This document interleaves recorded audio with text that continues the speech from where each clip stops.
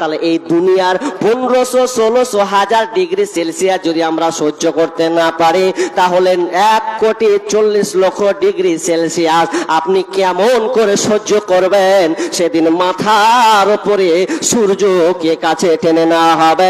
মানুষ সেদিন ভাতের মারের মতন মগজগুলো আপনার টকবক টকবক টকবক করে উল্টাতে উতলাতে পড়বে।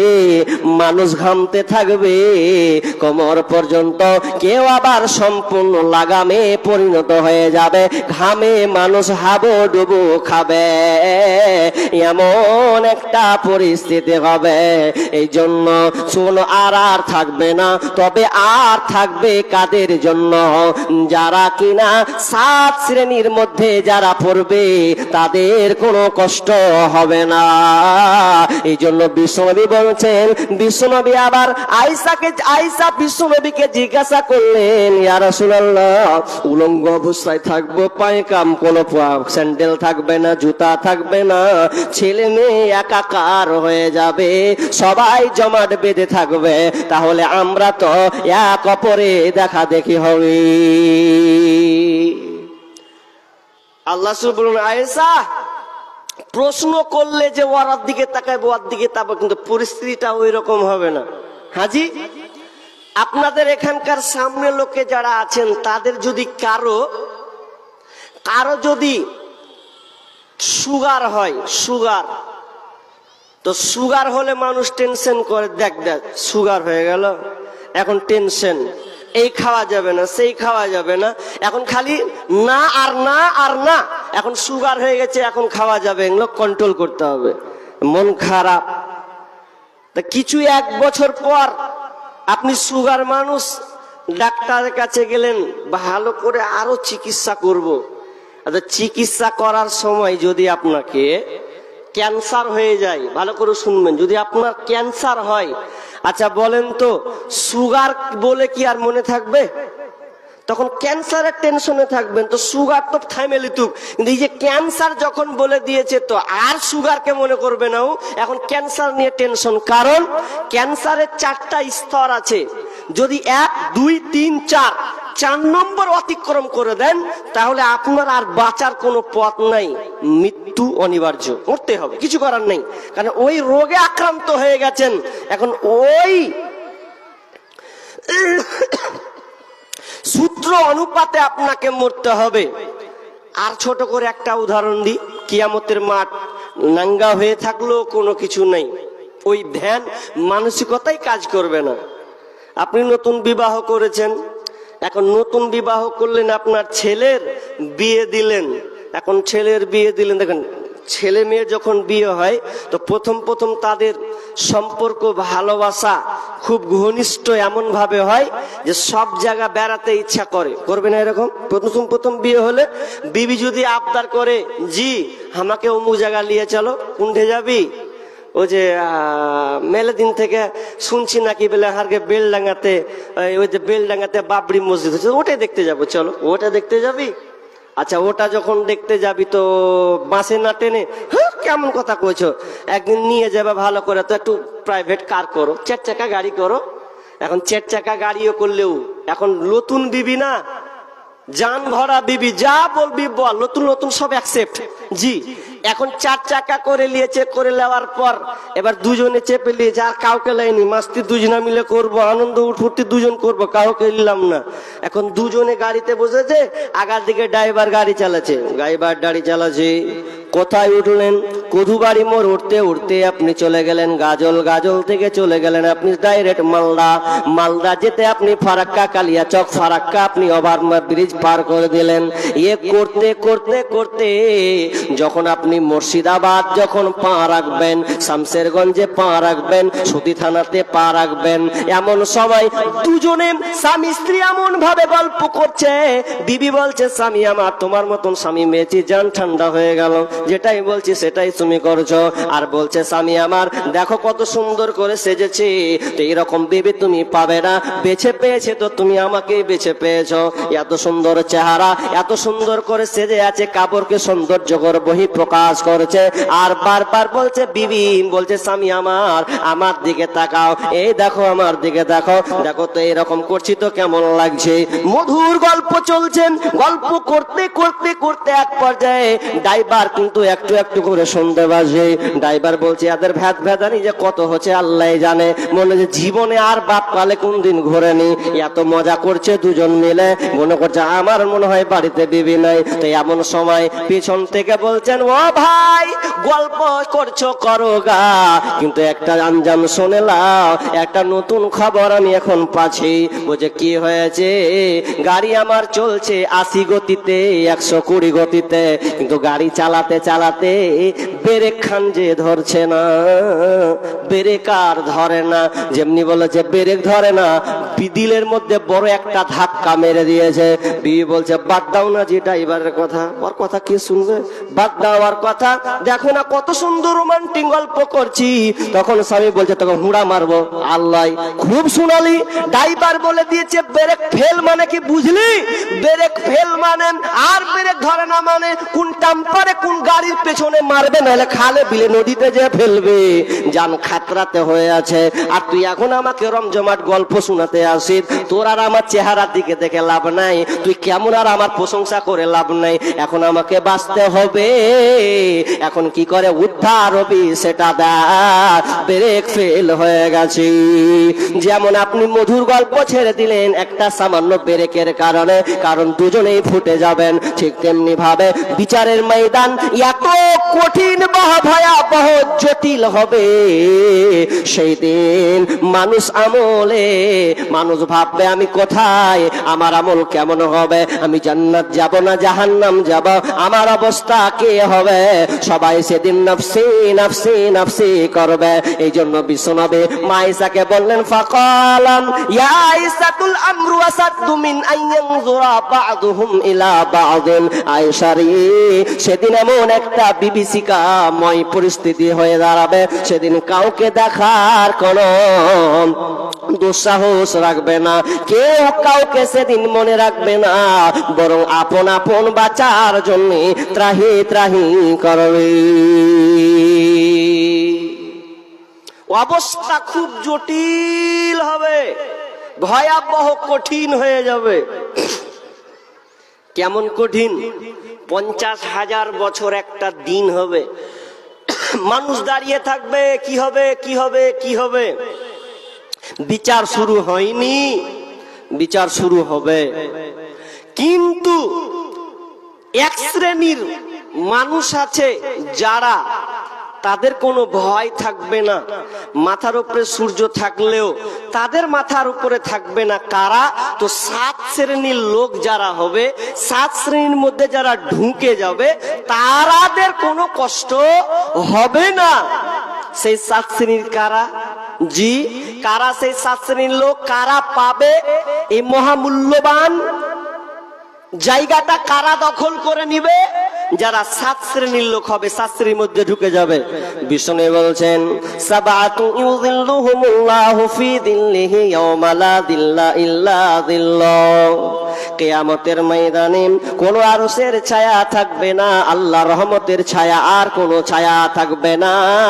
কিন্তু ওই 7 শ্রেণীর লোক আরশের নিচে ছায়া পাবে।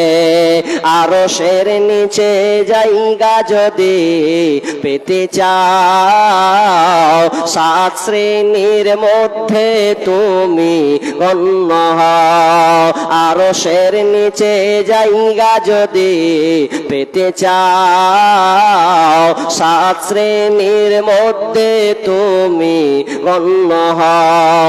শাসক যদি হয়ে থাকো, নেই পরায়ণ হও, ইবাদতের মধ্য দিয়ে যৌবন কাটাও। আরশের নিচে জায়গা যদি পেতে চাও, 7 শ্রেণীর মধ্যে তুমি গণ্য হও। সাত শ্রেণীর মানুষ, আমি চটচট করে গুনে দিচ্ছি 7 শ্রেণীর কারা। নাম্বার 1 আল ইমামুল আদিল, নেই পরেও নেতা যারা হবে, যারা ভালো শাসক হবে, 1 নম্বরে তারা। বিশ্বনবী এখানে 1 নম্বর সিরিয়ালে নিয়ে এসেছেন কাকে? 7 শ্রেণীর মধ্যে। তো 1 নম্বর হলো আল ইমামুল আদিল, নেই পরেও নেতা যে হবে সে আরশের নিচে ছায়া পাবে। আমি অত লম্বা সময় পাবো না, তবে আরশের নিচে ছায়া 1 নম্বর হলো আল ইমামুল আদিল, নেই পরায়ণ নেতা যে ভালো নেতা, ইনসাফকারী যে নেতা হবে সে আরশের নিচে ছায়া পাবে। তুমি মেম্বার হও, প্রধান হও, এমএলএ হও, এমপি হও, মন্ত্রী হও, যে সমাজের মরল সর্দার যে হও না কেন, তুমি যখন দায়িত্ব কোনো পাবে, ওই দায়িত্ব যদি তুমি নেই পরায়ণতার সাথে শুরু করতে পারো, আমানতদার হিসাবে তুমি যদি বিশ্বস্ততার মধ্য দিয়ে যদি তুমি ওটাকে কাটাতে পারো, তাহলে তোমার জন্য আরশের নিচে ছায়া থাকবে। আমরা মনে করে ওরে আমাদের আমাদের এলাকার একটা মেম্বার হয়েছে, প্রধান হয়েছে, কত ভালো, আমাদের এলাকার এমএলএ একটা হয়েছে, কত ভালো, পদটা ভালো, পদটা খুব সম্মানের, কিন্তু আবার ভালো আছে খারাপও আছে। যেমন পদটা ভালো, ঠিক এর জন্য আবার অপোজিটে খাতরা আছে। যদি ঠিক মতন সে কাজ না করে, তাহলে সে আরশের নিচে ছায়া পাবে না, আরশের ছায়া থেকে সে বঞ্চিত হয়ে যাবে। কত খাতরা! আপনাকে আমি একটা উদাহরণ দিচ্ছি। উদাহরণটা আমি অনেক জায়গায় দিয়েছি, এখানেও আপনাদের উদাহরণটা দিয়েছি। আপনারা হেলিকপ্টার দেখেছি, আমরা দেখি না মাথার উপরে হেলিকপ্টার? জি, হেলিকপ্টার চলে, হেলিকপ্টারে মন্ত্রী, এমএলএ, মন্ত্রী যারা তারা আসা যাওয়া করে। জি, তো হেলিকপ্টার যার আছে, আপনার এলাকার যদি কারো হেলিকপ্টার থাকে, তার মানে ও বিশাল পয়সাওয়ালা, ঠিক নয়? হেলিকপ্টার সবাই নিতে পারবে? সবাই পারবে না। যার ওয়াগাত আল্লাহকে সম্পদ দিয়েছে, পয়সা আছে, হেলিকপ্টারে খালি আসা যাওয়া করে, তার মানে ও হেলিকপ্টার যোগ্য, খুব পদ, ভালো পদের মানুষ। তো হেলিকপ্টার আছে এটা ভালো, কারণ হেলিকপ্টার কেনে ভালো, ও আসমানে ভাসবে, উড়বে, কোনো ব্যাপার নেই, একবার সিগন্যাল সব সময় চলো, চলতে রাহো, চলতে রাহো। জি, আর নিচে জমিনে একজনের হেলিকপ্টার আছে আর একটা ছেলের সাইকেল আছে। উদাহরণটা ভালো করে শুনবেন, ন্যায়পরায়ণ নেতার জন্য উদাহরণটা দিচ্ছি। একজনের হেলিকপ্টার আর একজনের সাইকেল আছে। আচ্ছা বলুন, কোন লোকটা খাতরাতে আছে? কোন লোকটা খাতরাতে আছে? যার হেলিকপ্টার আছে ও খাতরাতে আছে। মনে করিয়ে না সাইকেলওয়ালা, ভালো করে বুঝেন কেনা বলছি খাতরাতে আছে। ওপরে যে হেলিকপ্টার চালাচ্ছে ও ভাবছে ও আরে আমার মতন কে হারে, আমি ওপরে উঠছি গোয়া গোয়া করে একদম। কিন্তু ওকে এটা মনে রাখতে হবে, হেলিকপ্টারটা যদি বাই মিস্টেক এদিক ওদিক এই সেই করে দেয়, কারোর সঙ্গে ধাক্কা মেরে দেয়, তাহলে ও ফুটে যাবে, ওকে আর পাওয়া যাবে না। ঠিক না বে? ঠিক, পাওয়া যাবে না। কিন্তু একটা ছেলে সাইকেল চালাতে চালাতে গিয়ে একটা লাড়ার কল ছিল, যে এটা ঠুকে ভরে দিয়েছে। আচ্ছা বলেন, ও কি মারা যাবে? ওকে যদি একটু আঁচল লাগে তো সবাই মিলে ধরবে, আচ্ছা কি হলো কি হলো বলে একদম মারলো হসপিটাল। জি, কিন্তু ওর সাইকেল ও খাতরাতে বেশি নাই, কিন্তু যার হেলিকপ্টার সে বেশি খাতরাতে আছে। ঠিক তেমনি ভাবে, বুঝে নিয়েছি, ঠিক তেমনি ভাবে আপনি দায়িত্বশীল, আপনি সমাজের নেতা, নেতা পদ পেয়েছেন ভালো, কিন্তু বিচারের মাঠে আপনাকে বুঝিয়ে দিতে হবে। প্রথমে আপনাকে পাকড়াও করবে, তুমি এমএলএ পদ পেয়েছো, মন্ত্রীর পদ পেয়েছো, এখন বুঝিয়ে দাও কিভাবে তুমি পরিচালিত করেছো, চালিয়েছো। আসামির মতন দাঁড় করে দেবে বিচারের ময়দানে। ওকে কি করা হবে? ওর পেছনে একটা পতাকা গেড়ে দিবে, পেছন দিকের পাছাতে পতাকা গেড়ে দিয়ে সব দুনিয়ার লোক দেখবে, আরে উমুকের বেটাকে দেখ, ওর পিছনে পতাকা, ফুলালি ইবনে ফুলান, উমুকের বেটা উমুক, দেখা এইভাবে হাত ধরে পতাকা টাঙিয়ে দিয়েছে। কেন? সমাজের লোকে টাকা মেরে খেয়েছে। এই লেগে আল্লাহ এরকম করে বিচারের মাঠে দেখাবে। যেই পদে থাক, এমএলএ, মন্ত্রী, মেম্বার, প্রধান, সবারই পেছনে এরকম থাকবে। যদি ইনসাফওয়ালা এই মেম্বার হয়, প্রধান হয়তো ভালো, কোনো কথা নেই। আপনাকে এদিকার মেম্বার প্রধান ভালো বিধায় হয়তো আল্লাহ তাদেরকে ছেড়ে দেবেন। যে আমাদের মুর্শিদাবাদে এত বেহায়ার বেহায়া, এত নির্লজ্জ, সমাজের গরিবের টাকাগুলোকে বাট বিলি বন্টন করে খেয়ে শেষ করছে।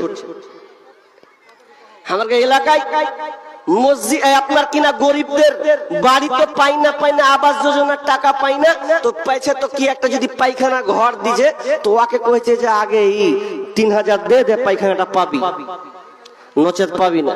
তো ওই লেগে আমি সব জায়গাতে বলি যে আমাদের মুর্শিদাবাদের ওই মেম্বার প্রধান গুলো গরিবের পায়খানা শুধু খায়, গরিবের পায়খানা খেতেও ছাড়ে না। জি, এই অবস্থা হয়ে গেছে আমাদের নেতার। মা বোন যারা আছেন, আপনাদের জন্য আগে বসার ব্যবস্থাপনা হয়ে গেল। আপনারা আল্লাহর হস্তে যারা পেছনে আছেন, সব বাইর থেকে সাইড ক্রস করে আপনারা এখানে বসে যান, দাঁড়িয়ে থাকবেন না। পরিস্থিতি খুব একটা খারাপ দেখায় বিধায় যারা দাঁড়িয়ে আছেন আমার মা বোন, আপনারা আল্লাহর হস্তে বসে যান। জি, তা আমি কি বলছিলাম? নাম্বার 1, আল ইমামুল আদিল। যারা নেই পরায়ণ নেতা হবে, তারা আরশের নিচে ছায়া পাবে। কিন্তু একবার বলুন তো, বর্তমানে নেতারা কি আরশের নিচে ছায়া পাবে? আপনার কি মনে হয়? আপনার কি দিল বলে আমাদের মেম্বারটা ভালো, আমাদের প্রধানটা ভালো, সে আরশের নিচে ছায়া পাবে? কিয়ামতের আলামত সাইন বিশ্বনবী বলেছেন, ওয়াসাদাল কাবিলাতা ফাসিকুহুম ওয়া কানা যাইমুল কওমি ইয়ারযালহুম ওয়া উকরিমার রাজুলু মাখাফাতা শাররে। সমাজে এমন নেতা হবে, নিকৃষ্ট পাপাচারী লোক নেতা হবে, সমাজের কন্যাদার হবে, আর নিকৃষ্ট নিচু পর্যায়ের লোক দেশের মন্ত্রী হবে। এটা আজকে সমাজে বাস্তবায়ন হয়ে গেছে। কারণ নেতা আর দুনিয়াতে ভালো নাই, কিন্তু সাহাবীদের নেতা, সাহাবীরা কেমন নেতা ছিলেন, তারা কেমন দায়িত্ববান ছিলেন। আমিরুল মুমিনিন ওমর বিন আব্দুল আজিজ, তিনি একদিন বাইতুল মালের টাকা, বরাদ্দ টাকা, তিনি একদিন ফান্ডের টাকাকে হিসাব করছেন। আর হিসাব করতে করতে এক পর্যায়ে একটা মেহমান এসে দাঁড়িয়ে গেল। একজন পথিক সালাম দিলাম, আসসালামু আলাইকুম ইয়া আমিরুল মুমিনিন। ওয়া আলাইকুম আসসালাম ওয়া রাহমাতুল্লাহ, আসুন ভেতরে প্রবেশ করুন। আমিরুল মুমিনিন ওমর বিন আব্দুল আজিজ যখন লোকটাকে বসতে দিলেন, বসতে দেওয়ার পর প্রথম যে চারাকটা জ্বলিয়েছিলেন, ওই চারাকটাকে নিভিয়ে দিয়ে দ্বিতীয় আর একটা চারাককে জ্বলিয়ে দিলেন। লোকটি বুঝতে পারলো না ব্যাপার কি। প্রথম চারাক তো চারাকি, এটা আবার পাওয়ার ভোল্টেজ নাকি, এটা 6 ওয়াট, এটা 9 ওয়াট, এটা বেশি আলো দিবে এমনটা তো নয়। চারাক তো চারাকি। প্রথম চারাককে বন্ধ করে দ্বিতীয় চারাককে জ্বালানো হলো। প্রশ্ন করা হলো, ইয়া আমিরুল মুমিনিন, আপনি এটা কেন করলেন? প্রথম চারাককে বন্ধ করে দিয়ে আপনি আরেকটা চারাক কেন আপনি জ্বালালেন? যখন এই বলা হলো, সঙ্গে সঙ্গে আমিরুল মুমিনিন বললেন, ভাই রে, প্রথমে যে আমি চারাকটাকে জ্বলিয়েছিলাম, ওই চারাকটা ছিল জনগণের টাকার চারাক, আর জনগণের হিসাব আমি করছিলাম। আর হিসাব করতে করতে তুমি আমার বাড়িতে চলে আসলে, আর যখন তুমি আমার বাড়িতে আসলে তুমি আমার মেহমান হয়ে গেলে। এই জন্য আমি ভয়ে কি করলাম, ওই জনগণের চারাকটাকে নিভিয়ে দিলাম, আর আমার বাড়ির পার্সোনাল চারাকটাকে আমি জ্বলিয়ে দিলাম। এই জন্য জ্বালালাম, কারণ বিচারের ময়দানে আল্লাহ যদি আমাকে প্রশ্ন করেন, হে ওমর বিন আব্দুল আজিজ, কেন তুমি জনগণের টাকা দিয়ে তুমি ওই লোকটাকে আলো দিয়েছিলে বলো, সেদিন আমি আল্লাহকে কি হিসাব দেব, কি জবাব দেব? এই জন্য আমি আল্লাহর ভয়ে আমি জনগণের চারাকটাকে বন্ধ করে দিয়ে আমি আমার পার্সোনাল চারাক আমি তোমার সামনে জ্বালিয়ে দিলাম। তার মানে তারা নেতা কেমন নেতা ছিলেন, তারা আল্লাহকে কত ভয় করনেওয়ালা ছিলেন। শুধু তাই নয়, আজকে বর্তমানে বিচার ফাইসালা গুলো গুলো এমন ভাবে হচ্ছে, গরিবকে গলা টিপে মারা হচ্ছে। কোন গরিব যদি নির্দোষ হয় আর যদি ওর কাছে কোনো টাকা না থাকে, যে মাস্তানের বেটা মাস্তান ও অপরাধ করেছে, ঘুরিয়ে বিচার ফাইসালা ওকে বিজয় করে দেয়, বলছে তুই ঠিক আছে ওর ভুল আছে। গরিবকে পচে পচে মারানো হচ্ছে, ইনসাফ করে বিচার ফাইসালা করা হয় না। অথচ আল্লাহ সুবহানাহু ওয়া তাআলা বলছেন ওয়াইদা কুলতুম ফাদিল ওয়ালাউ কানা দা কুরবা, যখন তোমরা কথা বলবে তখন তোমরা উচিত কথাকে বলবে। তোমরা ভালো উচিত কথা, সত্য কথা বলে তোমরা বিচার ফাইসালা করবে। যদি তোমার নিজে আত্মীয় হয় তবুও তোমরা সঠিক বিচার ফাইসালা করবে, তোমার আত্মীয়র দিকে তুমি ঝুঁকে যেও না। আল্লাহ সুবহানাহু ওয়া তাআলা বলছেন সূরা আন-নিসা মধ্যে আল্লাহ রাব্বুল আলামিন বলছেন ওয়াইদা হাকামতুম বাইনান নাসি আন তাহকুমু বিল আদল, যখন তোমরা বিচার ফাইসালা করবে তোমরা বিচার ফাইসালা ন্যায়ের সঙ্গে তোমরা ফাইসালা করবে। আজকে বিচার ফাইসালা গুলো কি হচ্ছে? অথচ আল্লাহ রাসূল যখন মক্কা বিজয় করলেন, তো মক্কা বিজয় যখন করলেন আমাকে বললে 10:30, আমি 10টায় ধরবো, 8 ঘন্টা কালেকশন করবো। টাইম তো ঠিকই আছে, ঠিক না? 8 ঘন্টা কালেকশন করলে মেলে আগাবো। আবার বলবো মা বোন আপনাদের জন্য সামনে জায়গা ফাঁকা অনেক আছে গো। আপনারা অনেকে আসমানে চড়ে নিয়েছেন, কি বুঝলাম না, চালাকি করার লেগে। জি, সামনে জায়গা ফাঁকা আছে, বসুন। এখন অনেক দাঁড়িয়ে আছেন, আমি দেখতে পাচ্ছি। আমার মা, আমার বোন, আমার খালা, আপনারা আল্লাহর রাস্তায় আগান।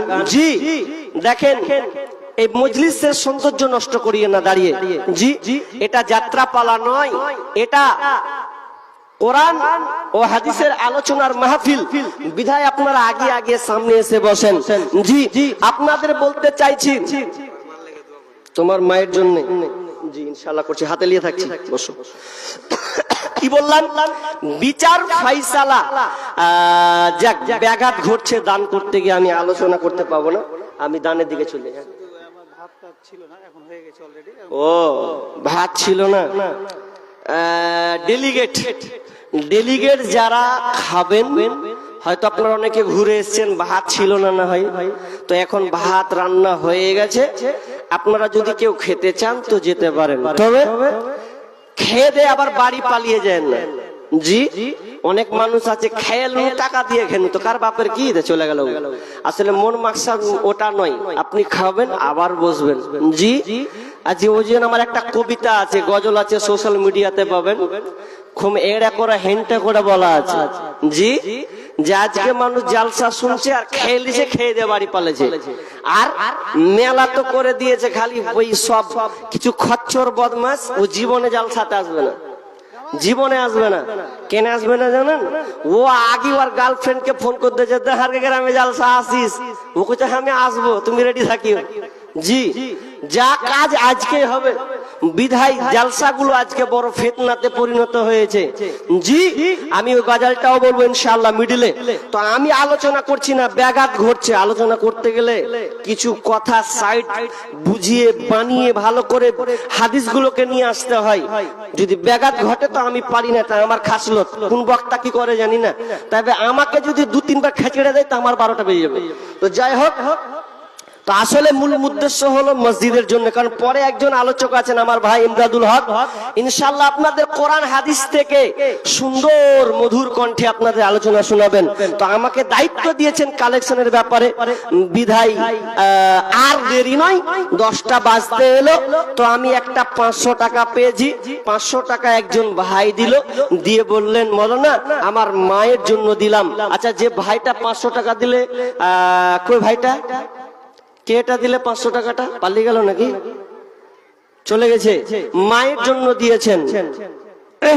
اللهم انت السلام ومنك السلام تبارك يا ذا الجلال والاكرام رب العالمين। একজন ভাই মসজিদের জন্য আল্লাহ 500 টাকা দান করেছেন। আল্লাহ কি উদ্দেশ্যে দিয়েছেন? মায়ের জন্য দিয়েছেন।